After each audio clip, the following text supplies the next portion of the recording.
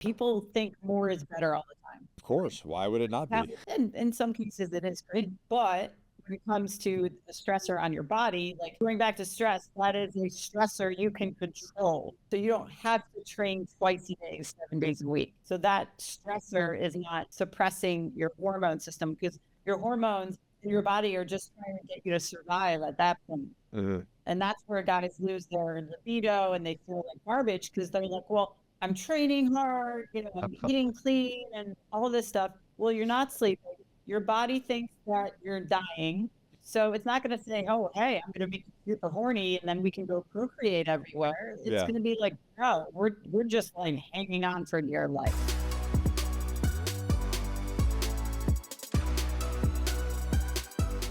You know what? Let's start the conversation with this. Why do you get sexier photos of my wife than I do?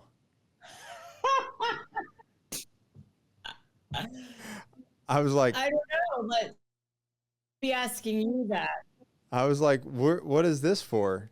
And she's like, I was sent to Alli. I'm like, of course. I'm like, I would like to have received that photo. I could always send it to you. That's like, but that would be really fucking weird. She's like, I was showing her my glutes. I'm like, I can see that.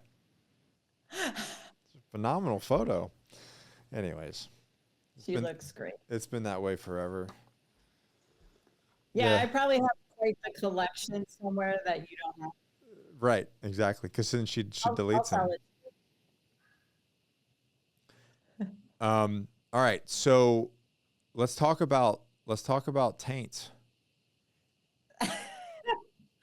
Let's get right in it. Let's just get right into it. Just get right into the taint.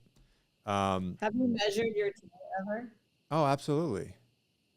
And I'm like an 80s kid. Good. Yeah. You know what I did was when Dimitri was born, I'm like, let me check that taint out. Oh my gosh, of course you did. It's good. Totally did. All right, we're good. We're good. Good. We're good. We're trying to right the ship. Anyways, so on that kind of note, one of my favorite, I think you randomly send it to me sometimes, is and we'll put it up on the podcast. I'll have to send this to you, is the de-evolution of man. Where did the hell did you get that picture? Okay, I found that on Google, but I want to say that was in like 2019, 2021. I can't remember, but then I went to find another version of it for a recent presentation, and it was barely, you couldn't find it. So I had to dig on like some blog of like gender transformation or something or whatever, and I was like, what the fuck? But I found like a clearer, better version of it, and they were completely naked. Oh, you're gonna have to send that to me. Yeah, because it showed their dick, not growth, shrinkage too. So, like, you get a lot of hate for that picture, am I right? Not from like your talks, but from like social media. Yeah, the times I posted it, people get confused, or they're like, "Oh, I'm not like that," or "That's not reality," or "That's AI." Okay, yeah, part of it's AI because it's predicting into 2040, but I think we're on that trajectory. Okay, so like going into that picture, what is the actual, like, from your professional opinion, what is the reality of, how accurate is that? I mean, it's very shocking, obviously, but what is the actually reality of men's hormones in conjunction with that shocking photo? So there was a study done in 2017 that predicted men to be infertile by the year 2048, which we're not far away from right now. Yeah. So that's kind of scary, but if you think about it, like more and more guys are showing up with low testosterone now. And we have clients, as I'm sure you do, whose teenage sons have gone in for testing. And even at like 18, 19, 20, 21, you would think back when we grew up, like someone that age had phenomenal, optimal testosterone levels. And we're seeing like in the hundreds, 200s. It's bad.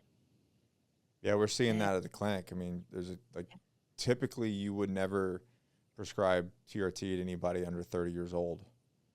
And now we're seeing low 20s come in, like super hyper gonadal. Yeah. We've ton of clients in their 20s, but guys who are 24, 25, I don't have a problem. And then they get tested and it's like, well, yeah, this is the reason for all the symptoms that you've been describing. And then I think people are very resistant to that because there's still a big part of the population that's like, oh, low T is only for guys who are 50 and over. Right. So they can't comprehend the fact that even in their 30s, God forbid their 20s, guys are struggling with this. I mean, I'm sure you talk to guys too who are like, well, I'm 33, so I don't really know if it's time yet. And it's like, right. Oh no, it's definitely time.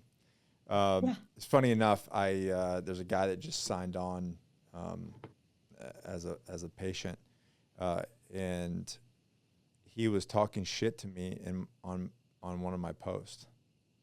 Really? Yeah, and I love it because now it makes now I'm just like, okay, so this is definitely, now that we've done blow work, is definitely so you talk shit on a post about, oh, you don't need this, you just need to eat organic meat and this and that and be a man and go hunt and all this kind of stuff. I'm like, yeah, dude, I do all of that already. Like, and what so how, but tell me how that fixes type 1 or type 2 hypergonadism. Eating deer meat doesn't fix that. And which I'm all for. Like, let's eat meat and let's eat a lot of it and let's eat, really good healthy stuff, sure. But that still doesn't fix the problem. And so anyways, we went back and forth, and finally I just said, dude, are you okay? Because like, you're really invested in this is for somebody that you have no idea who I am, you know what I mean, other than the internet.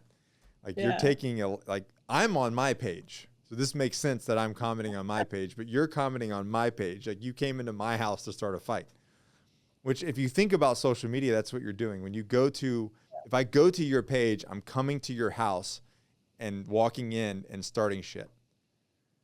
Which would never happen in real life. No. So now, like, one of my go-tos is like, I just go, dude, are you all right? And, anyways, we start having a DM conversation, and, through all of this, like, we ended up on blood work, and sure as shit, man, he was like, I want like sub 200. And it's so it hits me. I'm like, if you're an internet troll and you just go around hating on the internet, you are estrogen dominant. You're low T and you have estrogen dominant. So anyways, now you know. Oh yeah, I come across that all the time too. It's like, okay, if eating steak and sunning your balls and lifting weights actually works to put guys in optimal levels, I'm pretty sure we would have seen that. Everybody would be butthole tanning and eating steak. Yeah, I mean, I've tried butthole tanning, didn't do anything. But regardless, very sensitive down there. It is.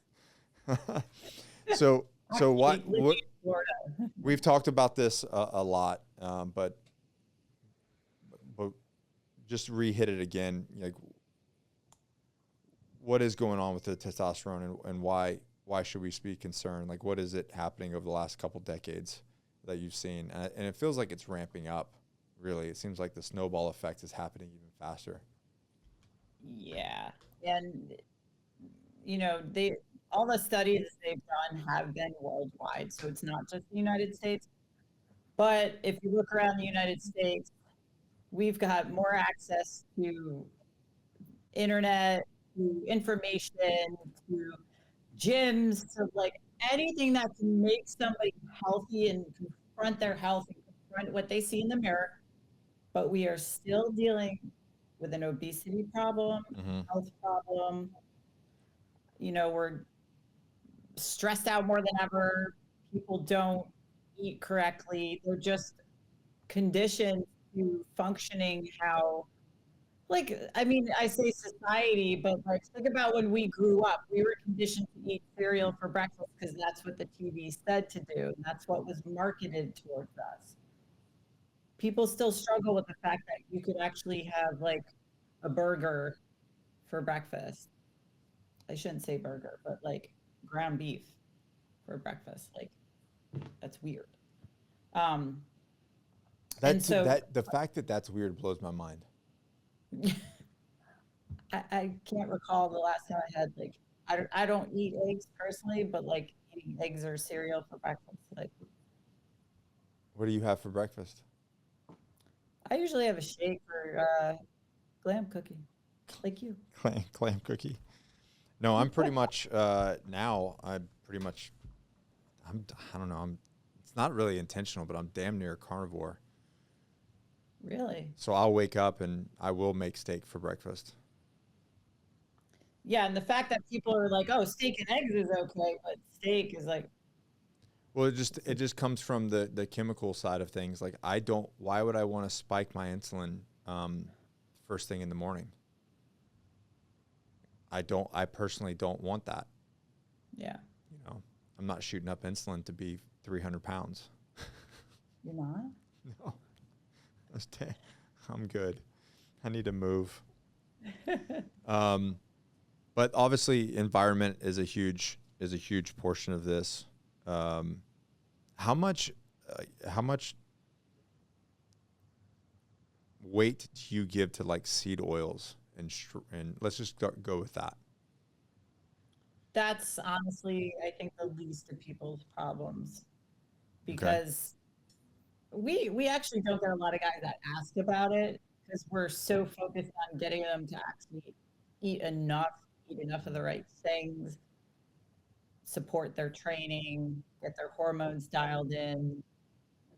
Rarely have we said somebody like, should I not have this because it has seed oil in it? And I'm like, we have bigger things to worry about. What about So, plastics, microplastics and things like that? I've always been an advocate of not microwaving food in plastic, Mm-hmm. not drinking out of a plastic water bottle. And those statements alone bring a certain amount of controversy, Of like course. whether it's online or not. Because then people are like, well, you can avoid it. And of course, we can't avoid it, but like we can control the controllables. You don't have to microwave shit in Tupperware. You can buy glass. You can put it on a paper plate or a real plate. Those exist for a reason. But you're going to have to drink out of a plastic water bottle sometimes. You're going to be at a event or something, and that's all they have. What Fine. what about stress? Stress, like managing it.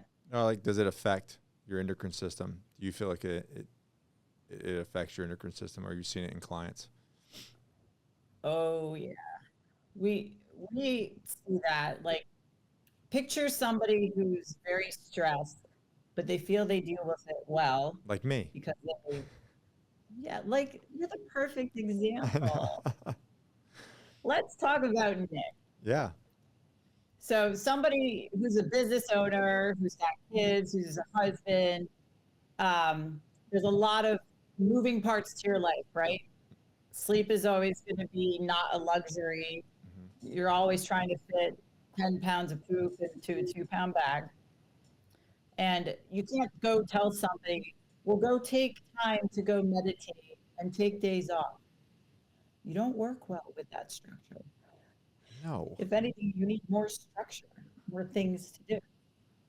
So it still comes down to controlling what you can. So instead of working out 7 times a week, maybe we pull that back to 4. What you Maybe did with 5. me. I mean, you coached me for what, 3 years? I think it was 5 No kidding. or 4. It was a long time. It was, yeah, it felt like 10. No kidding. It was not that But difficult. I had to do it in stages. I was right? difficult. I was difficult at the beginning. Yes. Yes, you were resistant to that, which most guys are. Because if Yeah. you're like, I could do 2 a days if you need me to, and I'm like, that's cute. I don't need that. which we're going to get into because I really want to talk about the training side of things because I did all of that. And, you know, like once you learn that, it's almost like the Dan Sullivan's book, 10X is easier than 2X. Yeah. It applies to the body as well. It really does. And people think more is better all the time. You know, like, of course, why would it not be? Yeah, more caffeine, more nicotine, and in some cases it is great. Yeah. But when it comes to the stressor on your body, like going back to stress, that is a stressor you can control. So you don't have to train twice a day, 7 days a week. So that stressor is not suppressing your hormone system, because your hormones in your body are just trying to get you to survive at that point. Mm-hmm. And that's where guys lose their libido and they feel like garbage, because they're like, well, I'm training hard, you know, I'm eating clean and all this stuff. Well, you're not sleeping. Your body thinks that you're dying. So it's not going to say, oh, hey, I'm going to make you super horny and then we can go procreate everywhere. It's going to be like, no, we're just like hanging on for dear life. I'm white knuckling the shit out of this thing. Yeah. That's what I like to do. Roller coaster happens. Yeah. You were eating what, 1,800 calories? Yeah, about 1,800. Which is great for someone who does nothing all day. No, I was still training like multiple times a day, plus running a business, plus not sleeping, plus everything else that I normally do. Yeah. Yeah. Which is typical of guys who've been in the military. Mm-hmm. I just talked to one this morning. He said he had one rest day. And I said, do you actually rest? And he said, well, I'll play with the kids. And I'm like, okay, so it's not like a 9-mile walk like many of you. Yeah. Yeah. My rest day was more concerned up then, was like, yeah, I'm going to go on a rock. Because I'm not lifting, so it's rest. Yeah. And I was like, no, I want you to sit on your ass and do Netflix for 10 hours. I don't know if I said 10, but I definitely said sit on your ass and watch Netflix. And you're like, you need to just down-regulate. You just need to do nothing, stare at a wall. Just chill. Just chill. And that could be like more emotionally traumatizing. Right. Than not training. Like get Nick to stare at a wall and do nothing. But it's crazy when you start seeing the results of that. It's pretty wild. Like you start seeing inflammation come down. You start seeing, you know, body fat come off by doing less. It's freaking nuts. But anyway, before we get into the training, which I want to talk about, how have you seen low T show up in men's life? Like as people are onboarding with you, how does that show up, and what are the impacts of a man's life? So 100%, their ability to make decisions and feel confident in those decisions is like mind blowing, because if they go on testosterone or they get their levels to optimal, they get in shape, they gain confidence, it is like night and day. Like their whole energy, their presence, like everything changes. Where they go to somebody who's unsure about themselves, even if it's the decision to invest in coaching, they're just like very back and forth and passive about it.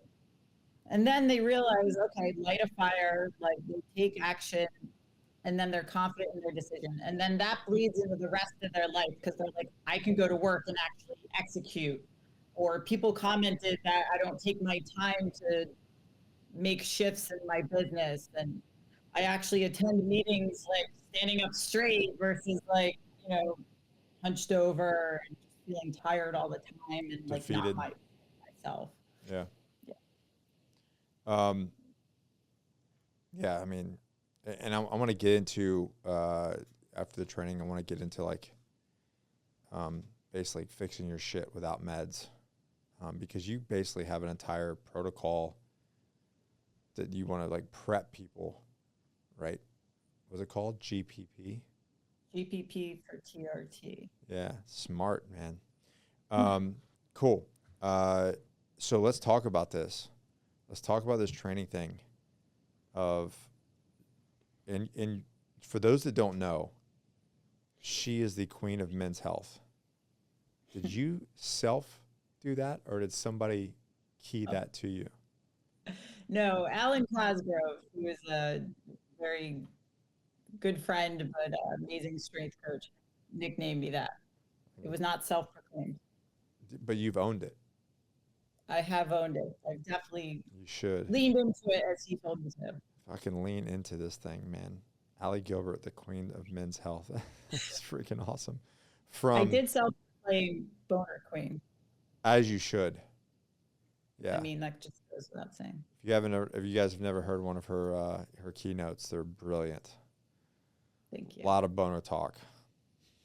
You have to. Hopefully you're still dropping the memes and the pictures in there too, and you haven't like cleaned it up. No, everyone knows, like, when I get on stage, you will laugh. We're talking about dicks. We're talking about dicks. And you have to bring humor because this topic is so, like, I don't know, polarizing, random. Well, and it can be for, like, let's be real, it can be real embarrassing for men. You know, a dude in their 40s that's having, you know, some sort of performance issue that is legitimately hormonal. But like, you know, let's make light of it so that we can fix it. Yeah. So they're not alone. A lot of guys do. I mean, it's freaking happening so much. It's ridiculous. There's people don't want to talk about it. But hey, since you're the queen of men's health, you do train some women, like one or two of them in the world. Is there more than that now? There are. We have 1, 2, 3, I think 4. We're still on one hand. We're still on one hand. Yep. But you really do have your niche in training men to get them to operate at their best, right? Yeah. So this whole thing of like training like a man and not doing like jazzercise burnout cross douche cardio addict and stuff, that, you know, to be 100% honest, I was probably doing a lot of. Like, I was lifting, but I would also do that other stuff as well. A lot of kettlebell work, very intense. I was very proud of you for actually telling me. Yeah, I was like, I can do this forever. You're like, yes, cool. Like, you would go away and you'd be like, oh, they didn't have like one thing I couldn't use, so I just did cross douche. And I was like, okay. Yeah. You know, because like for me, like you just said, it's, you know, earlier, is the more is better, harder is better. And so, like, you know, you had to relearn that the other way is okay as well, or it's preferred better. So talk to me about why do you think men, I'll just throw myself in that bucket, are wasting time with like the wrong training? Loaded question. So I have found that guys go in 2 different directions typically. Usually it's 7 days a week, 5 to 7 days a week of bro splits, or it's 5 to 6 days a week of, as you refer to, cross douche. Mm-hmm. I like that term. I like it too. The intensity level is quite high with that. The problem is they don't eat enough, or they want to look a certain way, which involves performing reps a little bit slower, taking rest periods longer than 20 seconds. Mm-hmm. And I mean, you tell a guy, hey, I need you to take 3 minutes in between deadlifts. They're like, what do I do? Sit there, play on your phone. I don't care. But you should literally execute that set of deadlifts where you're like, man, I wish I had 6 minutes. That's how you should feel.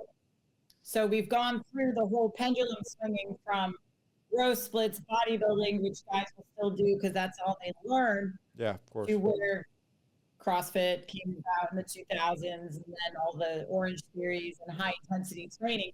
And people got addicted to it because they felt good from it, and it gave them a good sweat and a good rush, and you get the endorphins. But then they'd be like, well, I don't look muscular in my shoulders, or I don't have abs that pop out, or my legs don't have cuts in them. And that requires more of a bodybuilding approach. Mm-hmm. But it doesn't have to be just one or the other. You just may have to switch it around a little bit.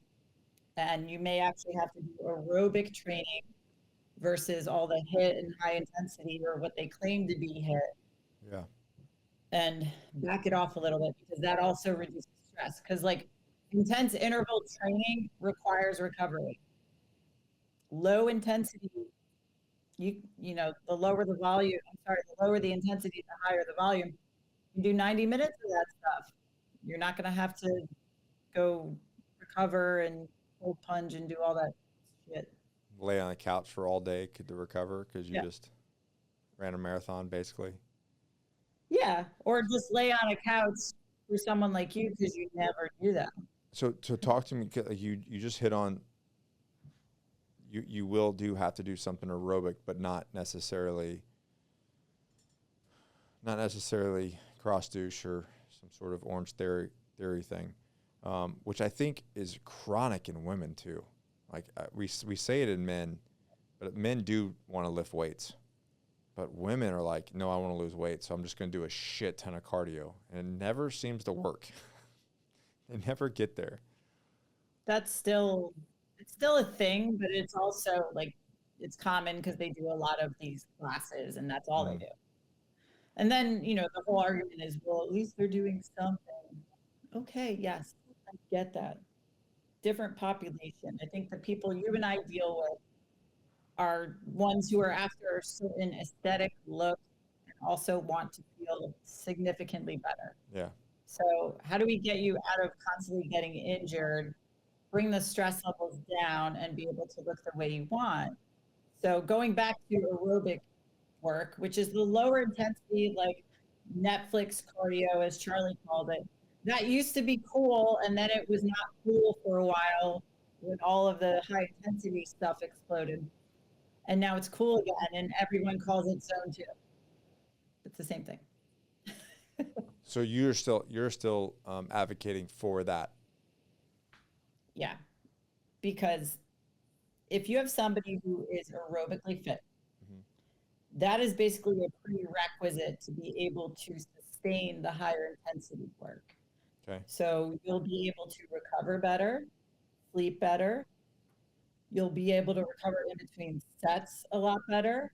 You won't walk up a flight of stairs and feel like your quads are going to fall off and you need a post-workout shake. And then you also will be able to use the food you eat a lot more efficiently, basically. So there's a lot of people that are super stressed out. They try to eat carbs. When they eat carbs, they gain a ton of water weight. And then they're like, carbs don't work for me, so they cut them out. And they continue to try to keep doing what they're doing on 0 to little carbs, but they don't look the way they want. They feel soft, they feel flat and deflated. And it's because their body physiologically was not primed to be able to use carbohydrates. When you're in such a stressed state, your body's not going to be like, yes, carbs, come in and let's put you through the right, how do I explain it in English? Put you through the right pathway to be able to be used. Right. Your body just kicks it out of the cells because it's under so much duress that it's like, I can't use this. Is there any correlation between training methodologies and your endocrine system as far as like strength training and like chronic cardio? Does it do anything? Yeah, like the only thing that does not elevate cortisol, which is a stress hormone, is walking. So walking actually lowers cortisol. If we're going to do intense cardio, and this can be interval training, or it can be like, you know, you go hard for 3 minutes and then go easy for 2 and go hard for 3. But your heart rate is still like zone 3 and above. That will elevate cortisol, but it does not elevate other hormones that are more anabolic. And then if you do only that and stress the rest of the day, basically all your stress hormones are elevated all day long. Yeah. We don't want that, because that's going to suppress testosterone. It's going to suppress estrogen. It's going to suppress the good hormones, like the feel-good things like dopamine and all that stuff. And for us who have ADHD, we already lack dopamine anyway. So then we're going to say, well, we need more stimulants, we need more Adderall and all that stuff. And then constantly your body's just stressed out. So then you're going to retain more water. You're going to think it's fat. So then you're going to cut calories even more, which stress your body out even more. So now you're And just then in you're this negative like loop. Yes. And that's why when I say go sit on the couch and don't do anything for a day, the next day you're like, oh, I just lost 2 pounds and I look better. It's like wild. But versus strength training, does that like the low, you call it, what do you, I guess, zone 2, and just strength training, taking 3 minutes between sets? It allows you to duplicate the effort. So yes, there's a scientific process to repleting things like ATP and all that stuff. Yeah. But say you're doing 5x5 deadlift. All right, your first set, you do 300 pounds. If you rest for 15 seconds, you may get 4 reps. And then you rest another 15. You may get 2 reps and then pull your back out. Yeah. So resting long enough allows you to duplicate that intensity and replete enough of the things internally where your body's like, okay, I can go again. But people think that resting is like a bad thing, that they're burning less calories. Like it doesn't matter. Like what your heart rate does during training is not as important as it is during the cardiovascular session or your resting heart rate. Like when people post like, oh, my squats got my heart rate to 170, this is cardio. No, it's not. Like your heart rate's at 170 for like a second. It comes back down. So Right. you don't spend enough time in the proper zones. But strength training has its own benefits, obviously bone density and muscle tissue, and then actual strength producing training. But also it elevates other hormones like growth hormone, testosterone, and cortisol and all that stuff, which you want to be high during training. It's just after training, we don't want that to stay elevated, which it can through other stressors. So what is your, like, what's your formula for high performing men? Because I'm like, you can use me as an example, because like you said, we did it for like 5 years, and I was doing all of that dumb shit. Because coming from the teams and coming from special operations, that's how I thought I had to train, right? And I've talked about this publicly, and it's amazing to me. And I had a friend yesterday say like, "Hey man, this training, this is not," and I don't coach him. He's just a friend. He's like, "Yeah, I got to get back to doing this much working out. And what do you think I should do with my schedule and X, Y, and Z?" And I'm like, "Whoa, what are you talking about?" He goes, "I just don't think, 3 days a week is," I'm like, "Do you know how much I lift?" And he goes, "No." I'm like, "Dude, I train 3 days a week for maybe just over, like actual lifting, maybe just over an hour." Wow. And that's it. I mean, I do a lot of other things. Like I do jujitsu 4 days a week, and I'll walk and I'll do all this other stuff. But like, I'm not, he goes, "Really? And you're maintaining size?" I'm like, "Actually, I think I'm putting size on." But that has a lot to do with the diet, the high protein as well. And then the sleep and, letting my body relax. And Yeah. I was that guy when I came, 2017 or 18 with you. I was 100% that guy. And so anyways, what is your formula for like transitioning that nightmare? Everyone's different. But typically they have Hear to that? realize We're all unique butterflies. That's bullshit. you're all special butterflies. At least Nick was very special. Yeah. Like short bus special. Kind of, yeah. But that's why we love you. You have to approach it with getting them to understand that they're here for a reason. What they're doing now is not working. That's the biggest thing. Like, obviously what you're doing isn't working, so why is there fucking resistance? It's just how you guys are wired, So, like, I'm sure you get people where they tell you what they need. Yeah. I will listen. I will give you some of what you want, but what you actually need. And It's the understanding that they clearly trust you, otherwise they wouldn't pay to work with you. Right. But you have to remind them what they did before did not work. And I find that we repeat that over and over and over. And I expect slip-ups. I expect days where they might go rogue, but I hold them to a very high level of accountability and communication. So if you go rogue and you do like 5 workouts during the day, you better tell me, because I need to understand how to pivot and navigate that. But we're aiming to not do that. We're aiming to follow and execute the plan, because if you do everything that we say, you will get the results that you're after.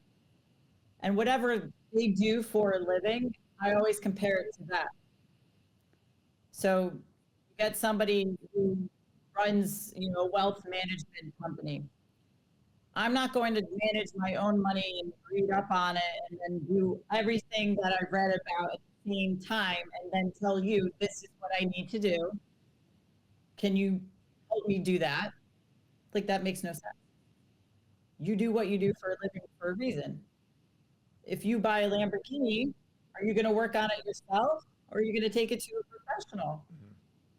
It's the same thing. So you think of it as outsourcing your health and the management of all the things that you spend too much time, too much energy, too much annoyance trying to manage yourself. Because guys then realize how much of a time suck it is to think, well, I don't know if this program's working. Maybe I should change, and then I should probably change my diet. So how many calories should I cut? Let me read on this forum. And then you're 4 hours deep into reading bullshit. It's been, and you've been on that program for a week. Yeah, that too.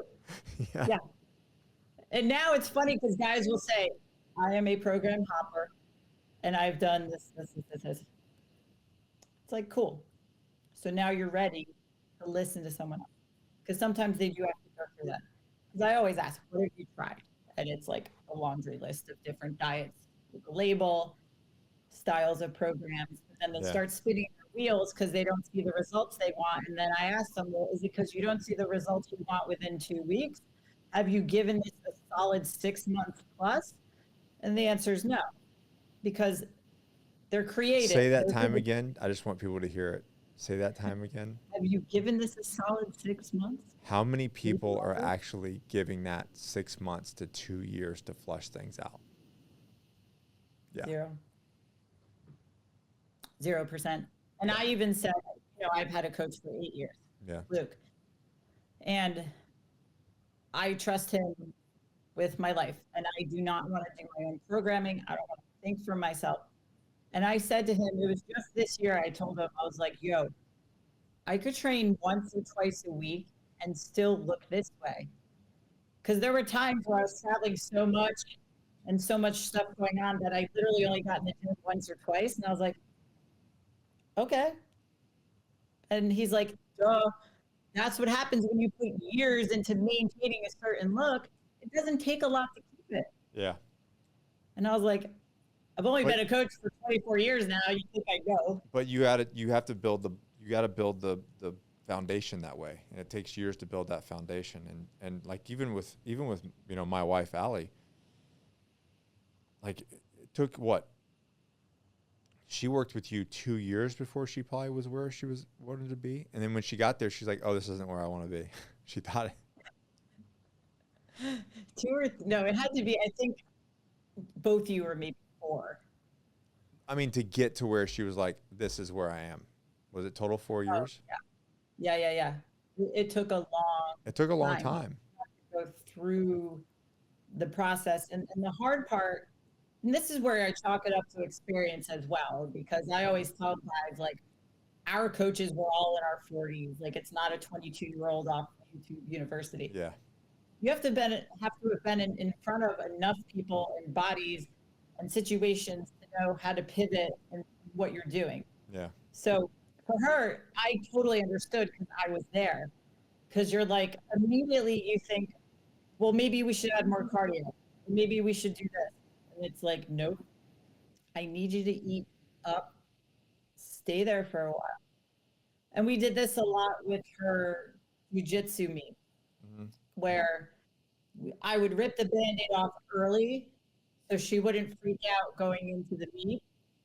Because the worst thing you want to do is not have somebody eat up into it. Yeah. Where they're dehydrated and then they have Right. to like rapid cut. And we had like one snafu where she put the scale against the wall and it was reading wrong. Do you remember that? I do remember that. I'm always like, get that damn scale off the wall now. Oh, and that was like 10 days out. I was like, okay, we can do this. And we did it. But normally, it's getting used to the fact that there's a process that works. And the other big thing for her was not training 3 to 4 days before the meet. Yeah. I'm like, trust me, you're going to drop so much. Because before that, she would train, you know, and guys too, and they would get sick. And they would they would just sick. They would get sick, and you would crash your immune system. And it's like you're your own worst enemy. It's so hard. And it's hard when you're competing and then you're in the thick of it. And she was always like, I just don't want to get sick. I just don't want to get sick. And I get it. You want to drill and you want to roll before you go compete because the concept of taking time off is so bizarre. Yeah. But there's a reason. I would always tell her there's a reason in bodybuilding, like your last leg day can be like 10 days out sometimes. Yeah. Because you have to drop all that inflammation. So you're going to drop water. You're going to eat carbs and you're going to rest. Mm-hmm. And even eating carbs without training, that's even more of a mind fuck. And I remember I would calculate how many grams and how much water weight that would put on, and it would still be like 3 pounds under where she needed to be, and she was still scared. Totally understandable.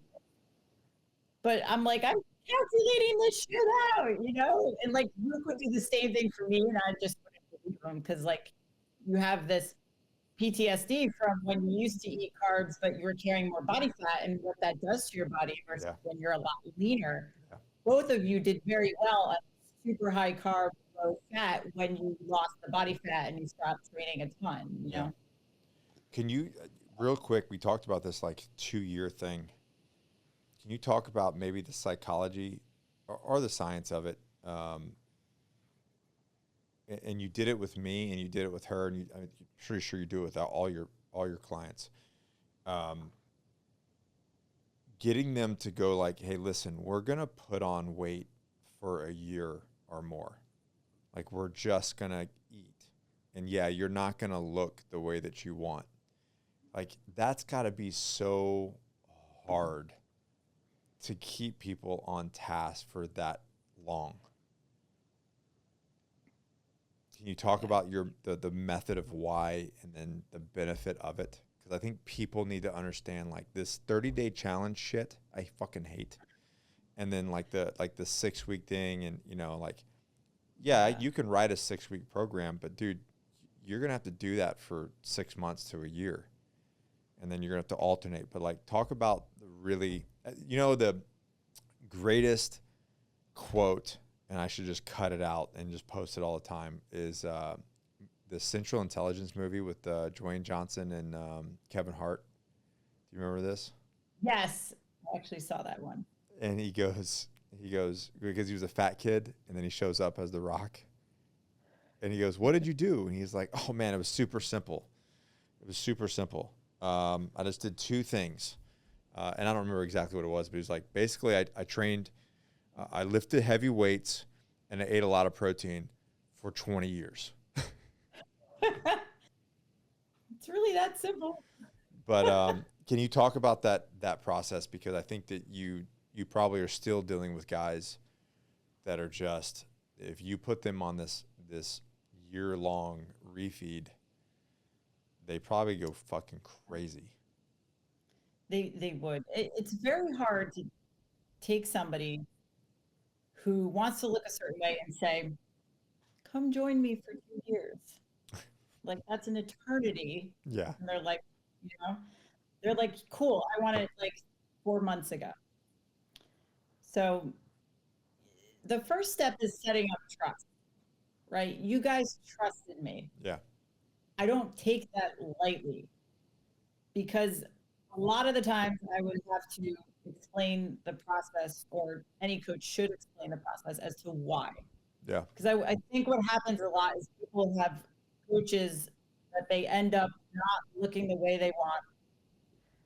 And the coach says, just trust the process. That's like the go-to for, I don't know what the fuck I'm doing. So the explanation behind that is like, we're playing the long game. So are you happy with losing it right now and then having to revisit this over and over and over like you've been doing? Or are you okay with cutting it off in the next year or so, but then you're done forever?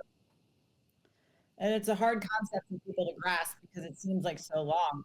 But if you do it the right way, which is slower, and it's not going to be the instant gratification, then you realize, oh, I can sustain this forever. So it's a lot of education and a lot of trust before you dive into that versus, hey, we're going to raise your calories. Trust me.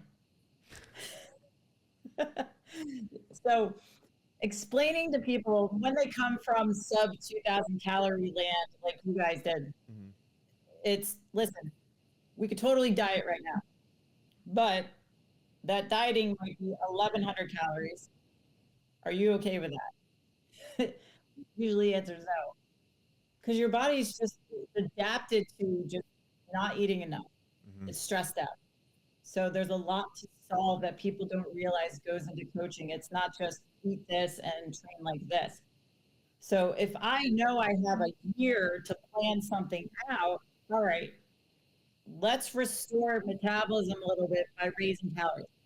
When someone gets uncomfortable, we can always diet for 2 to 3 weeks.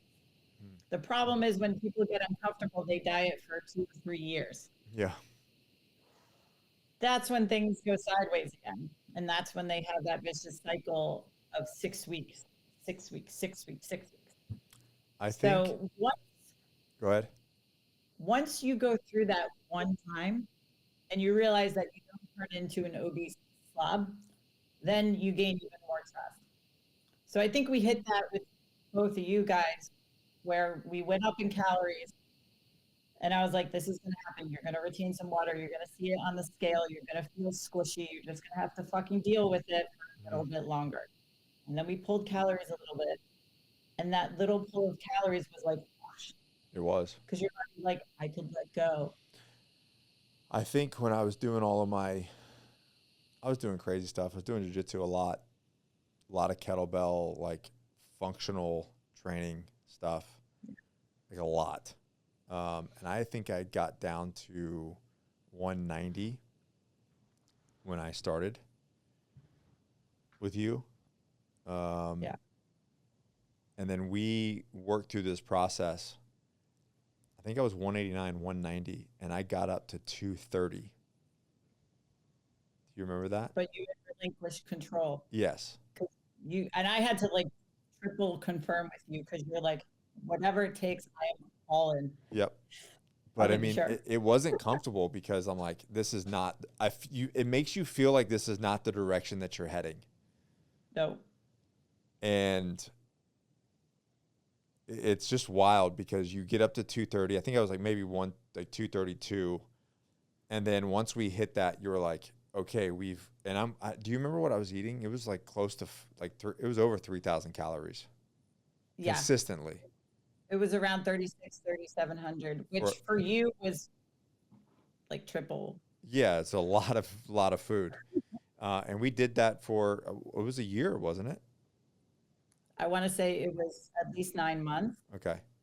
I mean, and you don't look like you're big. I wasn't like obese. We would make jokes like, and she's like, oh, you're so obese. Still had abs. You're right. You don't look the way that you want to, but like it's not the same look as just eating cheeseburgers and pizzas and not doing anything and drinking beer. It's not the same thing. I was just thick with 3 C's. But that's an important point you make. Yeah. Because a lot of people think if they eat more calories, they will turn into what cheeseburgers and milkshakes turn someone into. Yeah. And that's not it. You're like a bigger frame because you're still weight training. Yep. And we took those, I think you took me down and I'm guessing, but I think it was like right under sub 3,000, like 2,700 maybe, something like that. 2,800 and 2,600. I don't know how I remember this because we kept going 200 to 2,400. And I think when we hit 2,400, you were like, I'm hungry. Yeah, right. And it was ridiculous. Like I was like, okay, wow, I have the physique in my mind that I always wanted. Yeah. But it took that much time to build that amount of muscle on my frame to where we could take the little bit of body fat that I had. And we're talking body fat. I'm like, I never got above 17% or 60. I could look through every single one of my in bodies, and it never really went that high. No. It was still within what people would say a healthy range. Like, and to go back at it, when I got out, when I was really, really bad, and this kind of goes into like the whole transition story, but I was 240 at like damn near 30%. Wow. I mean, you've seen those pictures of me on the beach. Like, I have. Yeah. Like, definitely not what you looked like at 230. Right. And that's what I think people go, oh, I'm going to go back to that. And it's not. Yeah, it doesn't work that way. Neither do you. And there's two important points to make. First is I think your body fat was likely lower, but your wife told me every time you did in body, you would eat a full breakfast and then go do it. Yeah, of course. Why not? Excuse it. Yeah. And you would do it way too often. Sometimes you said it to me. I'm like, I don't care. I'm like, but I want you to care. I don't care. I don't care. But also, you achieved this with the schedule that you have. Mm-hmm. How many people say, well, I travel too much, I have kids, I've got a family, I've got a business. So did you? I did. Like I very easily do 250,000 miles with Delta a year. So that's pretty much, pretty much bullshit. Yeah. Yeah. So that's just something to comment on, because typically when people see those of us who work from home online, we must not be doing anything all day long or go anywhere. So the fact that I sometimes wish that was the truth. That would be really nice. Isn't that funny now? Like, I was like, you know what? I said to Charlie this morning, I said, the fact that we can just sit here at 10 a.m. and snuggle the dogs is awesome. Mm-hmm. And that's, I literally love being home with him and the dogs. Like, traveling, like, yes, it's great to travel and go to events and all that stuff. And you and I love that. Absolutely. But nothing beats being able to just be home. So it makes you appreciate it a lot more, doesn't it? 100%. I mean, and the thing is, the reality is, like, I don't know how much I would change, to be honest. I think I just need something to complain about sometimes. It's tough when it's back to back. Like, I will say, when it's like every single week, then I'm like, I'm fucking tired. You know, if you're changing time zones or if it's cold somewhere, you know, I had the flu. I had to go speak at an event in Dallas, and it happened to be the same week that Dallas was like 14 degrees. And I was like, well, this is great. I live in Florida where it's 85. I'm going to get sicker. And then taught a workshop the week after. But then I'm like, slow down, Alli. You really wouldn't have it any other way. Right. Because I get to do that. Yeah. And this is what I signed up for. And that's why I train and do what I need to do to be resilient as I can. Because that was the first time I was sick in a year. So talk to so let's get into the GPP. About what it is. Yeah, what it is. Because here's my thing, and maybe I'm off base, but I'm always like, what comes first, the chicken or the egg? Yeah. You know what I mean? And so I still think that there is a things that you can do to help yourself health-wise. You know, especially if you're feeling like shit. Like if you don't get any sun, you don't go on walks, you're eating like crap. Like there's some things that you can do that will change the way you feel. I think that if at a certain age or a certain, you know, blood work wise, you're going to get diminished returns. But anyways, I know that you've created kind of an on-ramp for your clients that are kind of coming on board, and that's part of it. So anyways, yeah. Yeah. And I will say to your point, like it is tough, like what comes first. So I would say like, so first of all, GPT stands for General Physical Prep. So it's like the prep before the prep. So it's usually applied to sports where you're just basically getting in shape before you train for whatever sport that is. So it would be basically like developing like cardiovascular shape before you go on the jiu-jitsu mat. Yeah. So how do you apply this to going on TRT?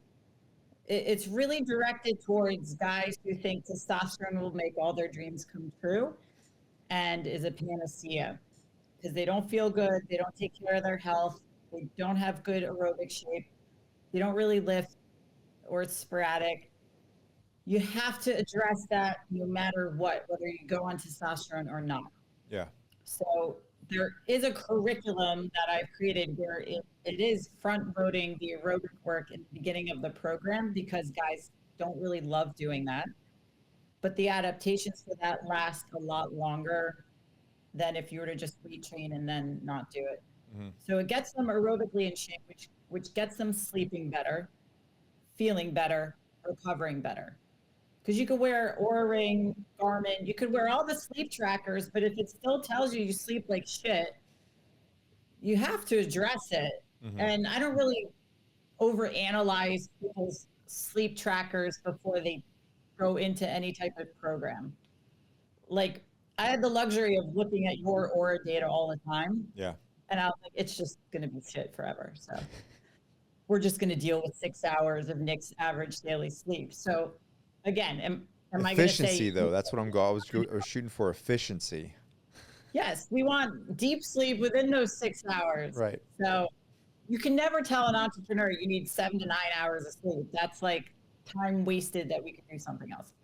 So you also have to meet people with where they're at. And I'm like, listen, if you get in shape and you actually eat enough, the sleep will fall into place where it's supposed to be. Absolutely.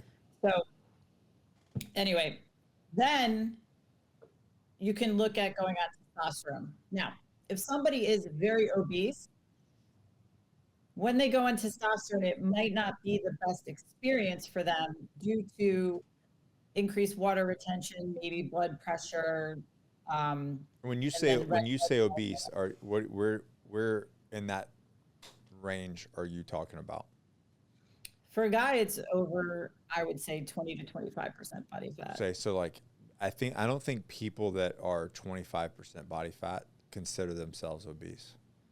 I think mentally they're like, oh no, I'm fine. They don't realize until they get that fat off how fat they were.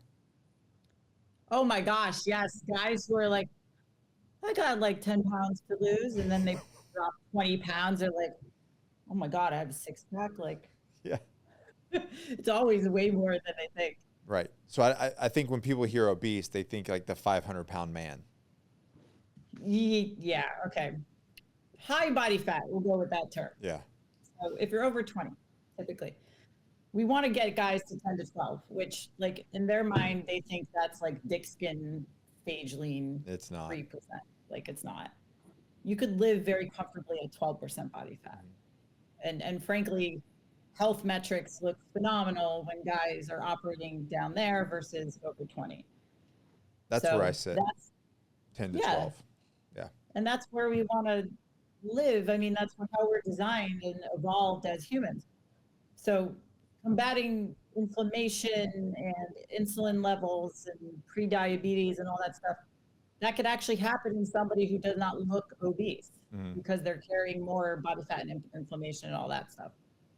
So sometimes, yes, we need to implement testosterone right away because they just are so symptomatic and so low that it definitely will make a difference. We also have guys who maybe they're borderline and they're like, you know what, I want to exhaust everything I can naturally before I commit to that because it is a commitment. Then great. Let's take time to get you dialed in, do all the right things. they're shocked when their test levels don't budge. I'm not. Then they feel better about going on because we dialed everything else in. Yeah. But I was actually on a podcast not long ago, and the angle the guy took it, he was very pro lifestyle fixing testosterone levels. And you and I are not that way. No. Like, we're very pro TRT. And I was like, did you even know who he's getting on a podcast? He was like, well, would you say that a lot of guys can fix this through lifestyle? And I was like, no. I was like, podcast over. We're done talking. Help it. I can't like lie.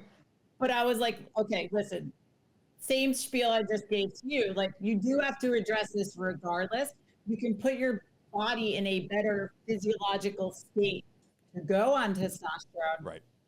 I've never seen somebody dial in everything and then gone from like 200 to 1200 and they're like, yeah, I'm good. Right.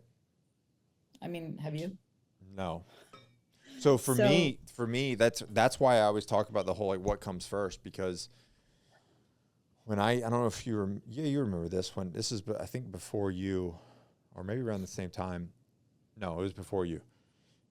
I came off so that we could do the Tessie procedures, so we could do IVF. Yeah. Alli, it was so bad that I would literally, and people do not believe me, but I'm like, fuck you. I don't give a shit what you believe. It's the truth. I would do like a 30-minute calisthenic workout. And I would be sore for 3 weeks. I would have no recovery. Zero. That's awful. And I mean, that was it was supposed to be 4 months, but then like we couldn't get into the surgery. So 4 months turned into 8 months. And that was a miserable time in my life. Miserable time in my life. Business, cognitively, drive. Alli and I started having problems because she was just like, what the fuck? And I'm just like sitting there like, I have nothing. I've got nothing. So that's what kind of bothers me is when there's this rhetoric out there that's like, oh, you need to go take, what is that shit? Ashwagandha and some other thing. Yeah. Like, you just need to take some of this, and then you just need to go get sun and eat red meat and then go weight train. And I'm like, bro, like, ain't happening. Like, I could do all that. It ain't doing shit. And then looking at it from a, my demographic of veterans, law enforcement officers, guys that have lived that lifestyle and then kind of retired from it or come out the back of it. Like, and then, you want to get into the suicide, like get into serious stuff, like on the suicide prevention and depression and things that are going on. It's like, dude, I don't give a shit about your opinion, man. If these guys are going through that, like, I don't give, like, what comes first, chicken or the egg? Let's just put the fucking guy on, get his blood work done, get him on TRT so that he has the recovery, he has the energy, he has the clarity, sleeping better to be able to execute all these things. I can't agree more. And people don't realize the power in that. And like, I don't want to say zero, but it's a next to zero chance that you're going to catapult your hormones to a level where they're going to function optimally and stay there. Yeah. The reason why people are able to market test boosters and ashwagandha and all that shit is because, on paper, it will increase testosterone. But they don't say, hey, go from 200 to 290. Like, what the fuck? That does nothing. And I'm glad you brought up test boosters. And if anybody's listening to this that potentially is on a test booster or is thinking about it, please don't. That shit is horrible for you. Most of the time, you don't even know what's in it, and it's just gonna fucking tank you. We see that all the time, where we have to basically fix people from that over-the-counter shit. I know you do too. Yeah, and I'm like, why are you on this? Because they don't want to commit to testosterone. And one of the number one conversations, as I'm sure you have, is, but I have to take it for life. And I'm like, yes. You also have to brush your teeth every day. You know what I tell them? No, you don't. You can stop. You can. You can. That's what I say. You won't drop dead. You can come on. Yeah. Matter of fact, we will even like utilize, certain medications to help you come off. Yeah. And in 6 weeks, you're going to be like, never mind, bro, I'm good. Yeah. Like the thought of that, and it's like, I'm not a man, so I can't relate in that aspect, but I understand. Guys don't want to rely on something exogenous, but also, like, if you were told to take a life-saving medication every day, it's kind of no different. Not that if you stop taking this, you're going to have problems. You're not going to feel as good. But we've never had clients that have gone on testosterone and been like, yeah, you know what? I'm just too happy and like accomplishing things and like confident right now. I think I should come off. So why don't they have the same rhetoric for all the medications that you will take for life when you're over 30% body fat and as you've aged? Like, I'm pretty sure Nexium for acid reflux, right? The little purple pill. Yeah. Like, that's a daily pill that you will take for the rest of your life if you don't get your shit together. So where's that conversation? Are your cholesterol meds? Are all the other bullshit that you're going to have to take until the day you die? But all of a sudden, testosterone that does the opposite of all that, it's going to get you where you don't have to take any of that, and you're going to feel good and, like you said, have boners and bang your wife and have a good quality of life. That's a problem. I'm not buying it. Yeah, it's there's, I guess, because it comes in a needle, and even if it's in a cream or a pill, like, guys still struggle with the lifelong commitment of it. And the fact that it'll actually make you less prevalent to heart attacks and stroke and prostate cancer, more so than any of these other pharmaceuticals, are you still not wanting to commit? And I always comment on how, like, when I talk about it, I make it seem like it's like this wonder drug. It is in a lot of ways. Like, it does a lot of really good things because you're literally repleting where you should biologically be.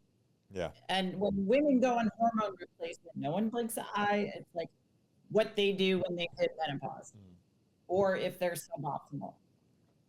Women in testosterone is still a very new thing, and people are kind of weird about it. But hormone replacement, when it is applied to women, is a lot more socially accepted than all the stigmas that are attached to TRT for guys. Which just seems like it'd be backwards. It is very backwards. And that's part of why, like, I love Men's Health, because it's just advocating to tell guys, like, it's okay if you do this. Like, you're not doing anything wrong. You didn't fail. You're not defeated. You're not cheating. You know what really grinds my gears? And I'll let you touch on this. I'll post a photo and they'll be like, oh, but you're on TRT.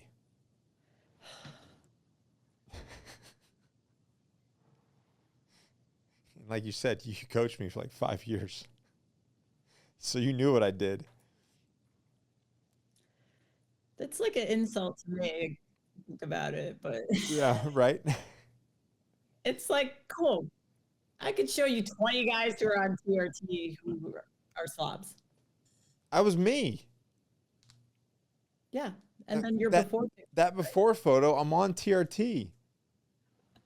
Like, did it help? Yeah, it helped in some areas. Sure. But it doesn't make me jacked and ripped. That's the internet. The internet says I'm on tren. I'm on testosterone, which I have not been for almost 3 years now. And I'm on all these things because it can't be lifting weights for half my life. Or having a workout. Or tracking your macros down to the gram for all the time. Yeah, like, no. Like, people used to say, oh my God, you look so good. Not to me, but like anybody. Yeah. Oh my gosh, you look so good, Nick. What program are you on? What diet are you on? And people don't ask that anymore. They're like, what's your cycle? What's his cycle? What's he doing? Oh, he's Like taking, every time he's taking shit. Taking shit. Yeah. Like Chad. He would get ripped apart every time we posted his photo. The dude is 270 pounds and still has abs. Like he's a fucking outlier. Dude, And you would never. Chad is an outlier. He is AI. We love Chad. Yeah. For that reason. But they don't see like I've watched him work out. Yeah. I know what he does, like the effort that he puts in. And so my point to bringing that up is like, you just can't, like, if you think that it is a fix all and you're going to get, what you saw, thick skin, lean abs. Yeah. And be able to do nothing. That's not the case. Like you have to have all the other pieces dialed in. It's all part of the pie.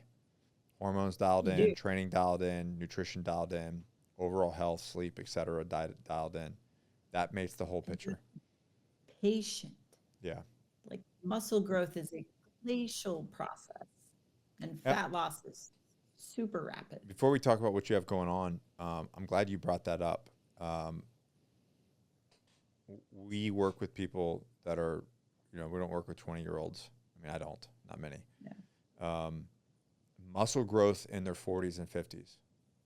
Possible? Yes. It is. They just don't seem to think it is. But it definitely is. And TRT or not, because we're not going to say TRT turns into all these. Yeah. We have a natty client. I think he's 64, 65. Dude has transformed, and he's got abs, he's got shoulder taps, like he looks ridiculous. He learned how to actually diet and push himself in the gym.